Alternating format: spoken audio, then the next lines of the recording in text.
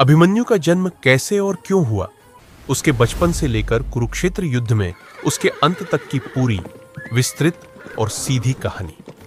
अभिमन्यु अर्जुन और सुभद्रा श्री कृष्ण की बहन के पुत्र थे। कथा के अनुसार जब सुभद्रा गर्भवती थी, अर्जुन अक्सर उन्हें युद्ध की तकनीकें और रणनीतियां सुनाया करते थे ताकि गर्भस्थ बच्चा वीर और बुद्धिमान बने। एक दिन अर्जुन चक्रव्यूह भेदन की कला सुना रहे थे। गर्भ में मौजूद अभिमन्यु यह सब ध्यान से सुन रहा था, लेकिन जब अर्जुन चक्रव्यूह से बाहर निकलने की तकनीक बताने ही वाले थे, तब सुभद्रा सो गई और यही रहस्य छुपा है। इसलिए अभिमन्यु को चक्रव्यूह में प्रवेश करना आता था, पर निकलना नहीं, और श्री कृष्ण स्वयं उसके जन्म पर अत्यंत प्रसन्न हुए। अभिमन्यु बचपन से ही अद्भुत धनुर्विद्या में निपुण, तेजस्वी, विनम्र और कर्तव्यपरायण था। वह श्री कृष्ण और बलराम का विशेष प्रिय था।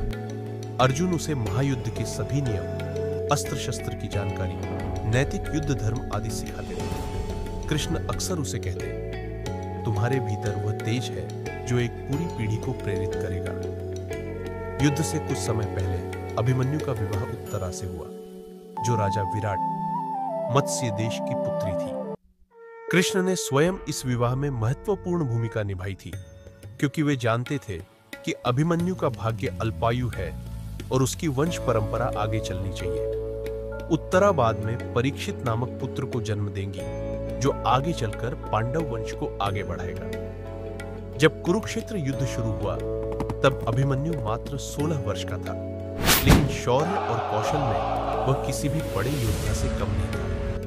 उसने युद्ध के शुरुआती दिनों में अनेक महारथियों का सामना किया, उपद्रवी कौरव सेनानियों को रोका, अपनी सेना की रक्षा की और अपनी वीरता से सभी को प्रभावित किया। 13वें दिन द्रोणाचार्य ने चक्रव्यूह की रचना की। अर्जुन को उस दिन सैमन तक युद्ध में उलझाकर दूर भेज दिया गया, ताकि पांडवों को ऐसी बाधा मिले जिसे वे पार न कर सके। युधिष्ठिर चिंतित थे। चक्रव्यूह को भेदना केवल अर्जुन को आता था।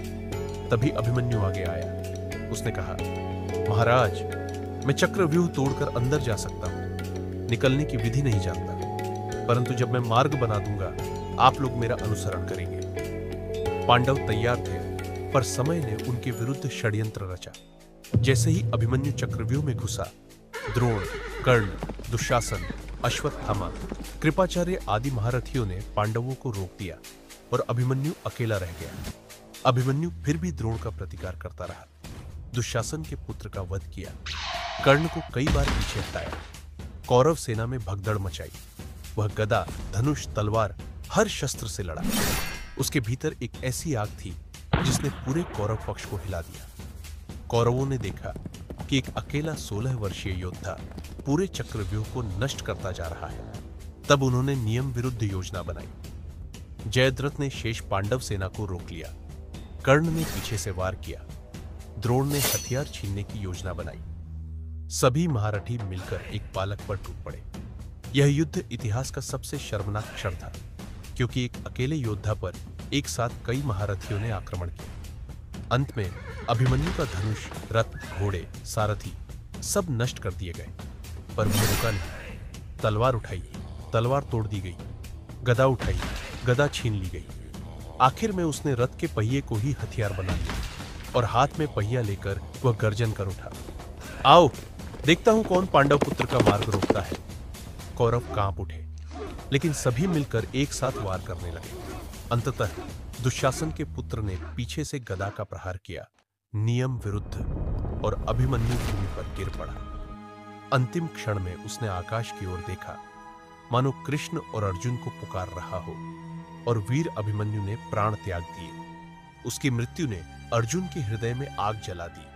अभिमन्यु स्वयं बहुत कम उम्र में चला गया, लेकिन वह अमृत तुल्य हो गया, क्योंकि उसकी वीरता अद्वितीय थी।